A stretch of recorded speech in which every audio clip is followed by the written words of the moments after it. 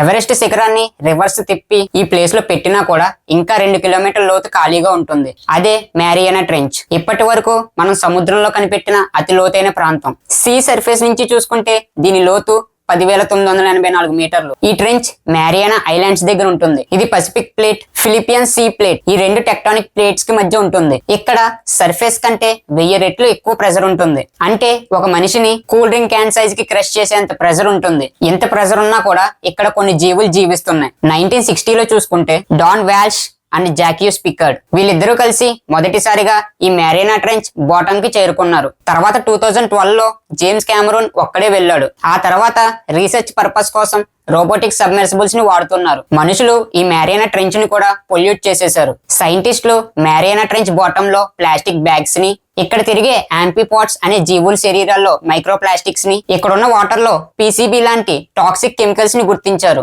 ఈ మ్యారియానా ట్రెంచ్ అనేది మనకు ఒక ఛాలెంజ్ అనే చెప్పుకోవాలి. ఎందుకంటే టెక్నాలజీ ఎంత డెవలప్ అయినా కూడా ఈ మ్యారియానా ట్రెంచ్ ని ఫుల్ గా ఎక్స్ప్లోర్ చేయలేకపోతున్నాం. ఇక్కడ ఎటువంటి జీవులు బతుకుతున్నాయో కూడా మనకు తెలియదు. దీని గురించి మీరేమనుకుంటున్నారో కమెంట్ చేయండి.